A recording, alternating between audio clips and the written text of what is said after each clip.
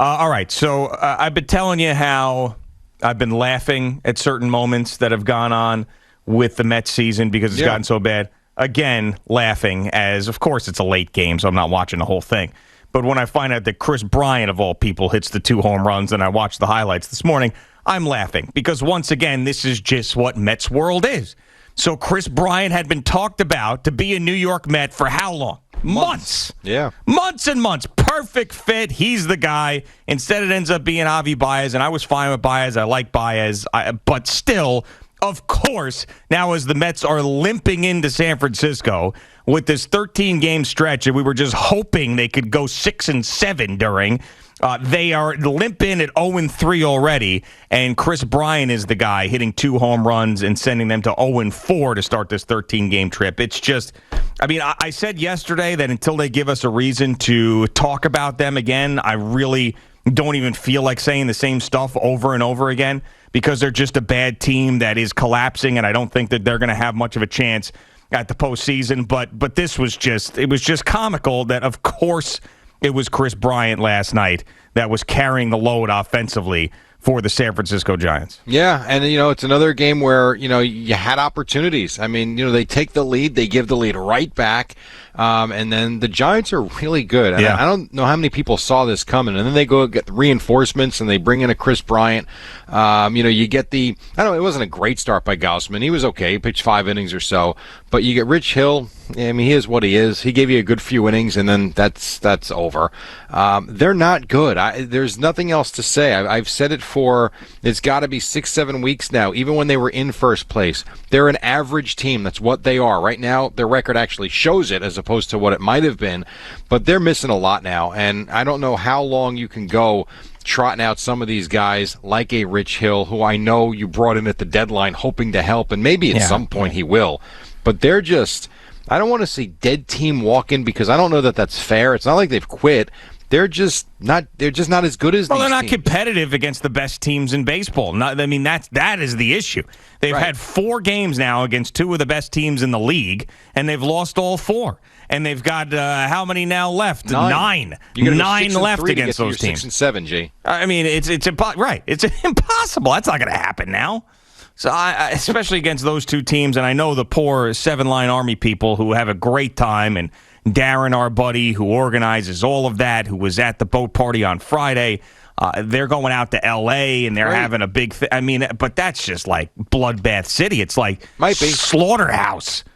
It might be, depending upon the pitching matchups you get and who's healthy at the time. I mean, it's amazing to me how fast this has fallen, because you look up now, and it's what we discussed, again, 6 weeks ago. At some point, the Phillies or the Braves or some team is going to get hot. The Phillies won the 8 in a row, put them right back in the conversation. They even held first place for a few days. You look at the Braves now, I think they've won 8 of 9, 9 of 10, something like that. And all of a sudden, the Mets are 3.5 out.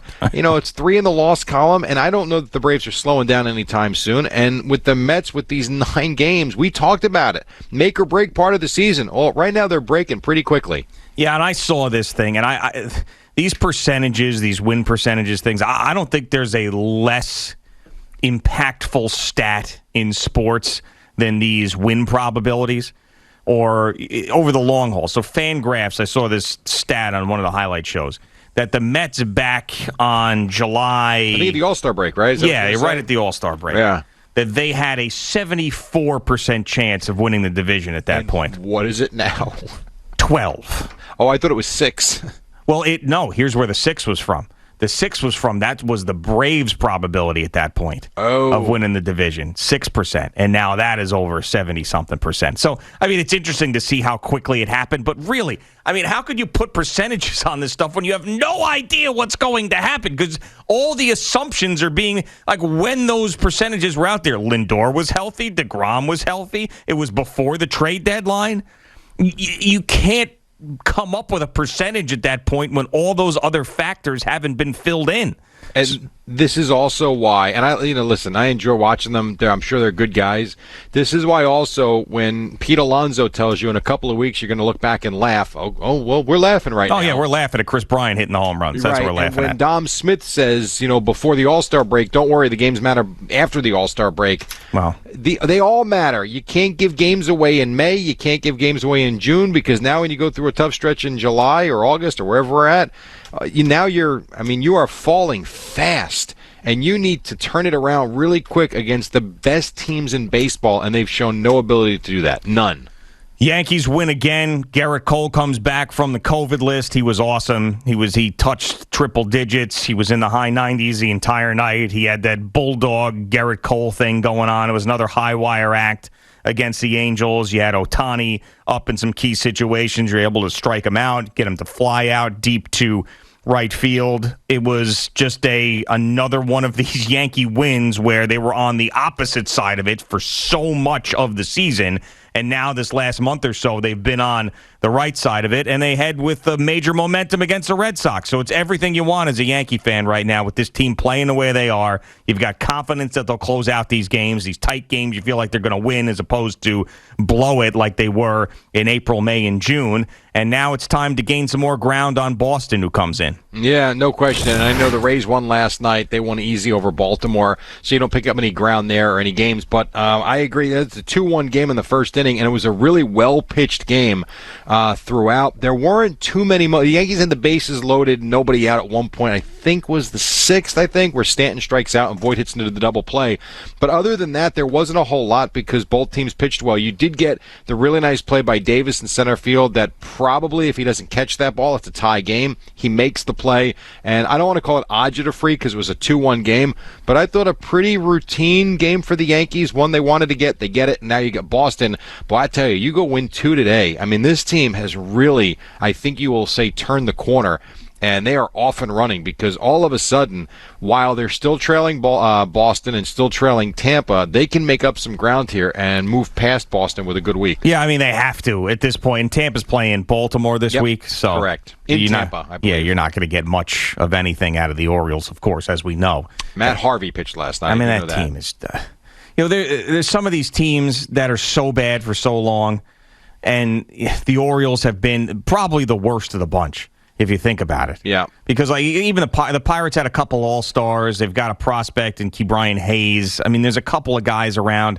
But with the Orioles, it's like there's just no hope. There's Cedric Mullins and nothing. Pathetic. Yeah, I know. It's really tough.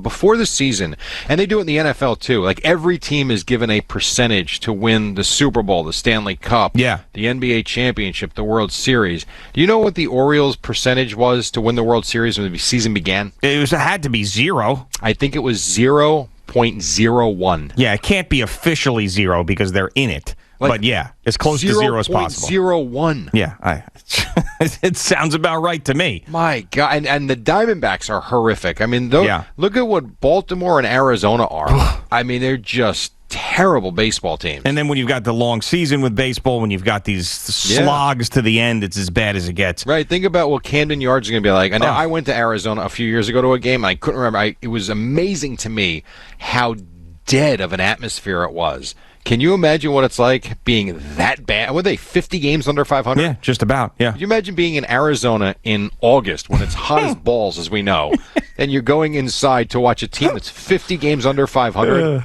At least you got the AC. Oh, my God. Well, it is comfortable. Yeah, you got the pool suite out there, and you hang out and enjoy yourself. By the way, I was thinking, we're talking about all these percentages and things to start the season and everything else, over-under totals. What is the latest? I got to look this up. What is the latest with New York and the mobile sports gambling? Because I heard it was going to start before football season. That was the goal. I haven't heard a damn thing about it for months and months. Now, I know you guys are Jersey guys. It's different. You've had it for a long time. But it doesn't sound like they're going to get this thing together for football season, which is the whole point. Right. Like in this case, this is where I would hit the Jimmy Crackhorn thing that Eddie hits because I'm in Jersey and I don't have to worry about it. I thought I read that the goal was to have it by January 1st. You're telling me the start of the football season. I wasn't aware of that. Man, that was maybe the ambitious take on it. Maybe. I thought in time for the playoffs is what I read. but I'm not 100% sure. I don't know. Because, again, I have half an eye on it because I got my BetMGM in New Jersey. You've got whatever you got. FanDuel Sportsbook, the official partner of WFAN. There That's you what go. we have. Yeah. It says don't. Oh, man, this is from early August. The Legal Sports Report. It says, take it easy, New York. Do not expect to bet on mobile legally in New York anytime soon. Great. What a bummer, man. Getting there, but still a ways away, I think. Yeah, it seems like it. All right, Boomer and Gio on the Fan, CBS Sports Network. Thank you for watching. Please like, comment, and subscribe. And don't forget to hit the red bell so you're notified when we have new content.